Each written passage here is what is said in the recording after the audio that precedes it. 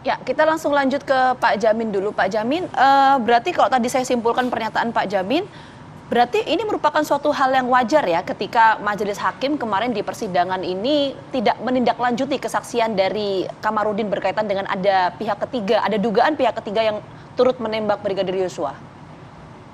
Ya, jadi kenapa? Karena begini, Mbak Gina, Pak Kamarudin ini kan dia tidak melihat langsung, tidak mengalami langsung, dan tidak mendengar kejadiannya.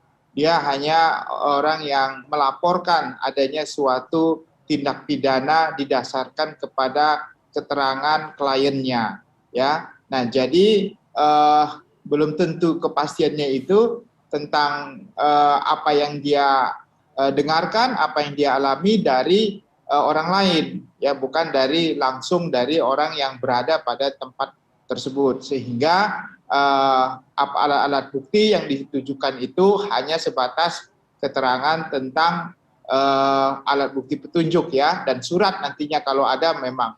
Dan apa yang dilakukannya ini sudah diwakilkan oleh jaksa penuntut umum. Jadi dari laporan tersebut dilakukan penyidikan, setelah penyidikan dilakukan penuntutan oleh JPU, semua berkas sudah diserahkan. Kalau belum ada dokumen yang diserahkan, maka harus disita dulu, nggak bisa kucuk-kucuk, ya, bahasanya itu, diserahkan begitu ke pengadilan, nggak bisa. Harus disita dulu berdasarkan penetapan pengadilan, baru bisa jadi alat bukti kalau memang belum disampaikan. Jadi dianggap udah apa yang disampaikan itu sebatas dia pernah melaporkan adanya suatu tindak pidana. Begitu aja keterangannya yang ada, gitu. Oke, baik, saya geser lagi ke Bang Roni. Bang Roni, saya ingin mendalami apa yang kemarin juga disampaikan dan juga ramai diperberitakan adalah soal Baradae yang menyatakan bahwa saya juga sebenarnya tidak yakin bahwa Bang Yos atau almarhum Brigadir Yosua ini melakukan pelecehan atau melecehkan PC. Nah, keterangan ini apakah memang sudah tertuang di BAP? Lalu kemudian apakah dengan keterangan ini membuat posisi, bagaimana keterangan ini membuat posisi klien Anda di persidangan? Iya Mas Bayu, kalau kemarin teman-teman menyimak ya, keadaan sidang ini penuh dengan emosional, penuh dengan tangisan. Kami memaklumi bahwa keluarga korban begitu marah, kemudian melampiaskan kemarahannya dengan penuh emosional, dengan berduka cita ya, kami sangat maklumi. Dalam posisi ini kan juga ketika sidang mau ditutup, majelis hakim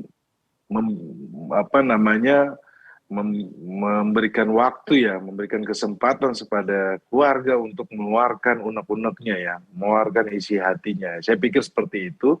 Kemudian Baradae dengan spontanitas juga ya, karena kalau teman-teman mengikuti persidangan kemarin penuh dengan tangis gitu loh. Semuanya menyadari bahwa ini merupakan hal yang menyedihkan karena mengingat bahwa keluarga korban dari keluarga yang tidak mampu, Richard Eliezer juga merupakan keluarga yang tidak mampu, merupakan punggung keluarga. Jadi dengan penuh emosional akhirnya sidang ini kemarin kami melihat dan klien saya menyampaikan secara spontanitas ya bahwa dia meragukan yang dituduhkan kepada almarhum Joshua. Menurut kami, majelis memberikan waktu supaya keluarga menyampaikan secara langsung kepada Richard Eliezer agar Richard Eliezer konsisten dan berkata jujur. Kemarin kan kita juga sudah sampaikan bahwa perlu diingat dalam kasus ini yang membuka kasus ini adalah dari keterangan Baradae.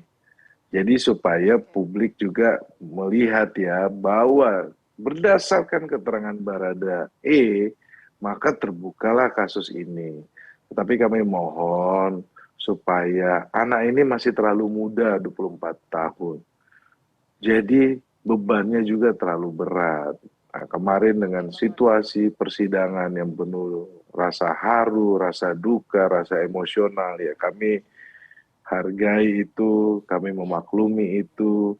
Dari klien kami Baradae juga menyampaikan secara spontan, kemudian ada Ya, jadi yang rasa dilakukan oleh haru. Baradae kemarin seperti ketika itulah di suasana persidangan itu persidangan yang kemarin. kemudian sempat sungkem dengan orang tua Brigadir Yosua itu memang terjadi secara spontan. Saya mau ke Pak Jamin kalau gitu. Pak Jamin, apa yang kemudian dilakukan oleh Baradae kemarin di persidangan itu bagaimana dan seberapa pengaruh dalam keputusan di persidangan? Ya, tentu begini, Baradae ini kan satu-satunya saksi yang menurut saya nantinya berbeda keterangannya dengan saksi-saksi lain ya. Karena satu, Baradae sendiri merupakan GC ya, yang sudah dimintakan ke hakim. Dan apa yang dilakukan ini untuk mengungkapkan suatu perbuatan yang lebih besar ya. Dan satu-satunya saksi yang berbeda pada saat tindak pidana tersebut dilakukan. Nah, jadi tentu ini merupakan suatu yang sangat saksi kunci ya, kita bilang dalam perkara ini karena dia memberikan keterangan yang pasti berbeda. Nah, terkait dengan saksi yang kemarin, tentu dalam persidangan itu ada alasan peringan, ada alasan pemberat. Alasan peringan itu ada yang secara formal memang diatur dalam KUHP, seperti seorang ibu ya yang tidak sengaja membunuh anaknya begitu. Nah, beda dengan orang lain membunuh. Nah, alasan peringan lainnya yaitu hakim akan menilai pertama dia merasa menyesal atas perbuatan yang dilakukan, tidak berbelit-belit dalam memberikan keterangan dan sudah ada pemaaf, dimaafkan dari keluarga korban. Itu jadi salah satu bahan pertimbangan. Itulah strategi daripada penasihat hukum untuk bisa membuat hukumannya lebih ringan, dan itu sudah ditunjukkan begitu dalam persidangan itu kemarin. Nah, itulah yang menjadi menggugah hakim nantinya begitu. Nah, itu yang sedang terjadi begitu. Oke, baik terima kasih Pak Jamin, Bang Roni juga terima kasih atas waktunya. Kita nanti akan berbincang di lain waktu, masih panjang perjalanan kasus ini. Sekali lagi kami ucapkan terima kasih, selamat beraktivitas, salam sehat selalu. Nah, terima kasih. Perbincangan ini menjadi akhir perjumpaan kita di Apa Kabar Indonesia pagi kali ini. Jangan lupa untuk selalu memperbarui informasi di laman tvnews.com, dan setelah ini Anda dapat menyaksikan kabar khusus persidangan di Pengadilan Negeri Jakarta Selatan bersama rekan saya Gina Vita. Saya Bayu Andrianto. Dan saya Gina Vita, kami berdua pamit undur diri. Selamat pagi dan sampai jumpa.